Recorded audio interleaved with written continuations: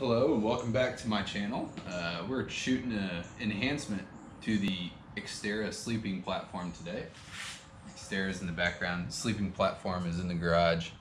So if you've seen the other videos, and if you haven't, check those out before this.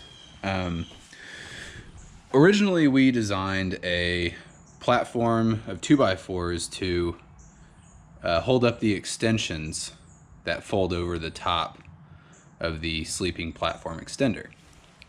So they used to fold back like this and then fold forward, and they'd, be supported by this bulky support that we just threw together. So this is one of the pain points of this build because it's bulky. It only has one purpose, and it doesn't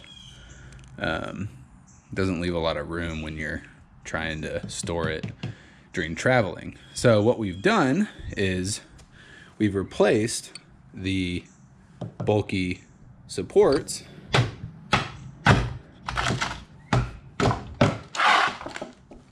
with these hinges. So there's 2 hinges per extender now, and there's handles right here, handle on the other side, and they will fold down. So this one allows a lot more storage when not in use, and actually more storage under the head sleeping space when in use. So let me show you how it hinges. Click here, folds down.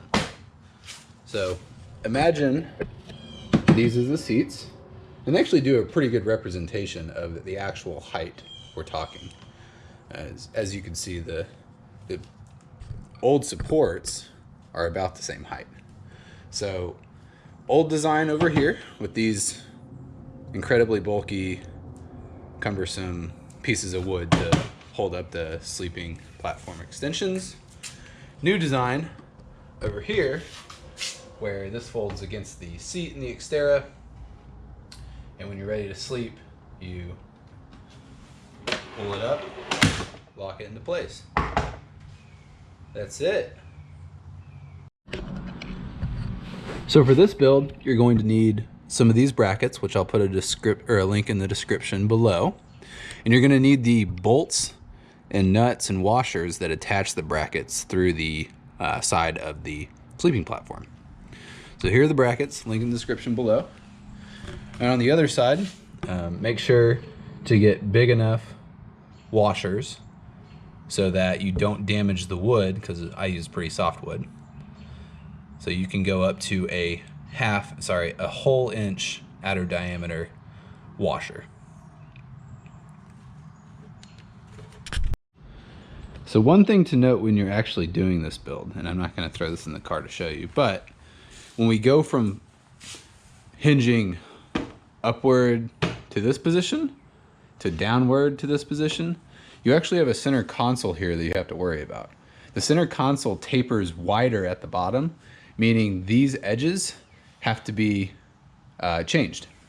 You actually have to cut ever so slightly off this edge for it to get to the hinge down position due to the taper of the center console.